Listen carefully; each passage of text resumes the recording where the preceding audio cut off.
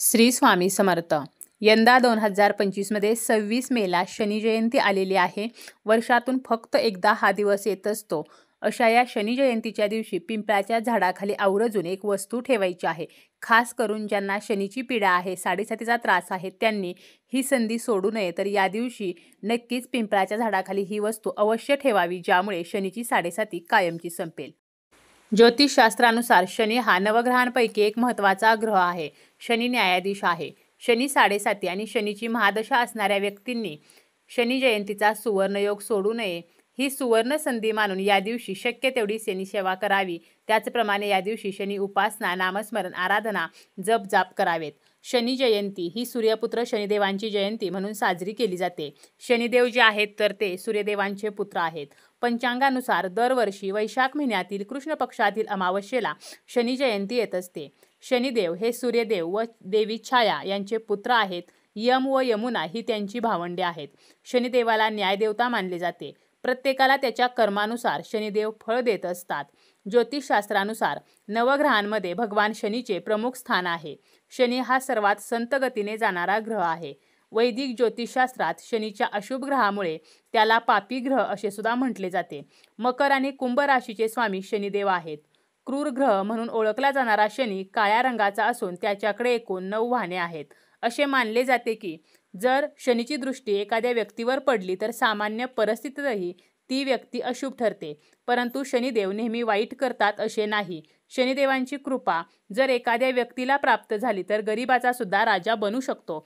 तर शनी जयंतीला एवढे महत्त्व आहे आणि या शनी जयंतीच्या दिवशी पिंपळाच्या झाडाला आवर्जून एक वस्तू अर्पण करायची आहे आणि पिंपळाच्या झाडाखाली सुद्धा एक वस्तू ठेवायची आहे. आपले दारिद्र्य नष्ट व्हावे, आपला पितृदोष नष्ट व्हावा, शनीचा दोष कमी व्हावा, तर यासाठी ही वस्तू आपल्याला पिंपळाच्या झाडाला अर्पण करायची आहे. पिंपळाचं जे झाड आहे तर या झाडाला आपल्या हिंदू धर्मामध्ये शुभ आणि पूजनीय मानलेले आहे.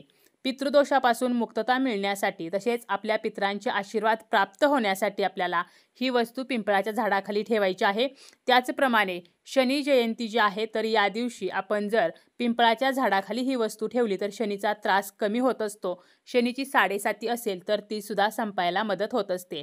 पिंपळाच्या झाडाची आपण पूजा जरी केली तरी सुद्धा याचे फळ आपल्याला प्राप्त होत असते. वास्तुशास्त्रामध्ये सुद्धा पिंपळाचे झाड हे अत्यंत शुभ मानले जाते. पिंपळ वृक्ष हा सर्वोत्कृष्ट वृक्ष आहे. आपल्या जीवनामध्ये संपत्ती आणि समृद्धी यावी यासाठी सुद्धा आपण पिंपळाच्या झाडाची पूजा करू शकतो. आता पिंपळाच्या झाडाखाली ही वस्तू ठेवल्यामुळे शनीची साडेसाती जी आहे तर ती संपणार आहे. त्यामुळे आपल्याला आवर्जून संध्याकाळच्या वेळेला हा उपाय करायचा आहे. पिंपळाचे झाड हे विष्णूचे एक रूप आहे आणि जेथे विष्णू आहेत त्या ठिकाणी लक्ष्मी असते. त्यामुळे पिंपळाची पूजा केल्यामुळे आपला शनीचा त्रास तर कमी होणारच आहे. त्यासोबत आपल्याला माता लक्ष्मीचा आशीर्वाद सुद्धा प्राप्त होणार आहे. आपल्याला काय करायचं आहे तर संध्याकाळच्या वेळेला म्हणजे तिन्ही सांजेची जी वेळ आहे संध्याकाळी 6:30 ते 7:30 या वेळेमध्ये पिंपळ वृक्षाची पूजा सर्वप्रथम करून घ्यायची आहे. प्रदोष काळामध्ये आपल्याला हा उपाय करायचा आहे. कारण तिन्ही सांजेला माता लक्ष्मी जी आहे तर ती फिरत असते आणि प्रदोष काळी जर आपण हा उपाय केला तर याचे फळ निश्चितपणे आपल्याला मिळत असते. कारण पिंपळाची पूजा जी आहे तर ती सूर्योदयापूर्वी म्हणजे सकाळी सूर्य उगवण्याच्या अगोदर कधीही करू नये असे शास्त्र सांगते. कारण या वेळेला धनाची देवी लक्ष्मी हिची बहीण अलक्ष्मी म्हणजे औदसा म्हणजेच गरिबी, दारिद्र्य, तर हिचा निवास जो आहे तर तो पिंपळ वृक्षाजवळ असतो आणि म्हणून सकाळी सूर्योदयापूर्वी कधीही पिंपळाच्या झाडाची पूजा करू नये. जर आपण सूर्योदयापूर्वी पिंपळाजवळ गेलो तर आपल्या आयुष्यामध्ये दारिद्र्य येते. त्यामुळे आपल्याला हा उपाय करायचा आहे संध्याकाळच्या वेळेला. सर्वप्रथम पिंपळाच्या झाडाखाली आपल्याला एक दिवा लावायचा आहे. आता हा दिवा घेताना आपल्याला मोहरीच्या तेलाचा घ्यायचा आहे. शनी जयंतीच्या दिवशी त्याचप्रमाणे या दिवशी वैशाख अमावस्या सुद्धा असते. त्यामुळे या दिवशी पिंपळाच्या झाडाखाली आवर्जून मोहरीच्या तेलाचा दिवा लावायचा आहे. आता हा दिवा घेताना आपल्याला चौमुखी दिवा घ्यायचा आहे. कणकेचा दिवा घ्यायचा आहे. कणकेचा चौमुखी दिवा आपल्याला तयार करून घ्यायचा आणि हा दिवा घ्यायचा. त्यामध्ये आपल्याला मोहरीचं तेल घालायचं आहे. 4 वाती घालायच्या आहेत. यासोबत आपल्याला एक तांब्याभर पाणी घ्यायचं आहे. यामध्ये आपल्याला थोडीशी साखर घालायची आहे आणि सर्वप्रथम पिंपळाच्या झाडाखाली दिवा लावल्यानंतर आपल्याला हे जे पाणी आपण घेतलेलं आहे, ज्यामध्ये साखर टाकलेली आहे, हे जल त्या पिंपळाच्या झाडाला अर्पण करायचं आहे. त्यानंतर आपल्याला पिंपळाच्या झाडाची पूजा करायची आहे. जेव्हा आपण दिवा लावतो, पिंपळाच्या झाडाखाली दिवा ठेवतो, त्यावेळेला दिवा डायरेक्ट न ठेवता त्याखाली थोड्याशा अक्षता किंवा फुलांच्या पाकळ्या ठेवून त्यावरती दिवा ठेवायचा. तो दिवा प्रज्वलित करायचा. त्यानंतर पिंपळाच्या झाडाला जल अर्पण करायचं आणि पिंपळाची पूजा जी आहे तर ती करायची. पिंपळाच्या झाडाला आपण फुले अर्पण करू शकतो.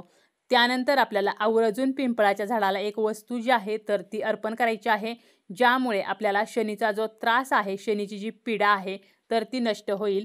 आणि ती वस्तू म्हणजे आपल्याला थोडेसे काळे तीळ जे आहेत तर ते घ्यायचे आहेत किंवा काळे उडीद घ्यायचे आहेत आणि हे आपल्याला आवर्जून या दिवशी पिंपळाच्या झाडाला अर्पण करायचे आहेत.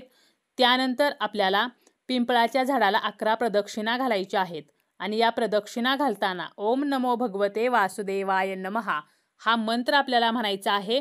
आणि या प्रदक्षिणा पूर्ण झाल्यानंतर पिंपळाच्या झाडाखाली आपल्याला बसायचं आहे. पिंपळाच्या खोडाला हात लावायचा आहे आणि यानंतर आपली जी इच्छा आहे तर ती पूर्ण व्हावी म्हणून आपल्याला प्रार्थना करायची आहे.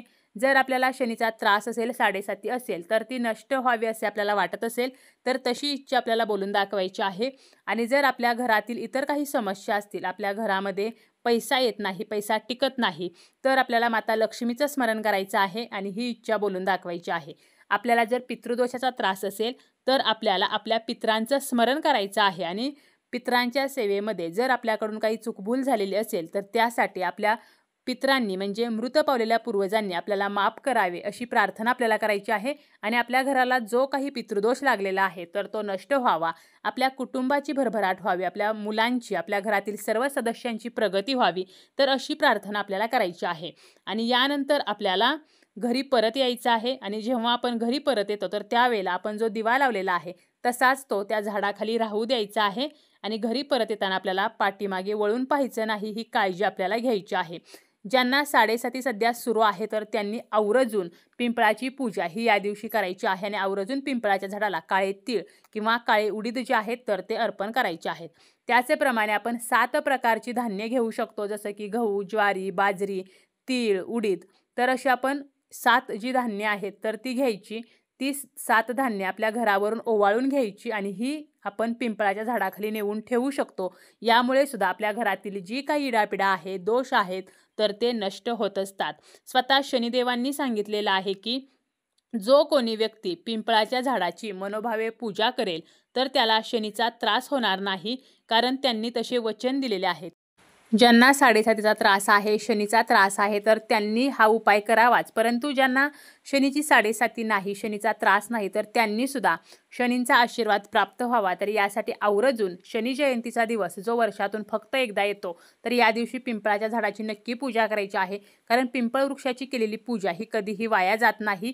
पिंपळाची पूजा केल्यामुळे शनिदोष तर नष्ट होतोच, पण त्याचप्रमाणे आपला पितृदोष असेल तर तो सुद्धा नष्ट होतो. ग्रहदोष असतील तर ते नष्ट होतात.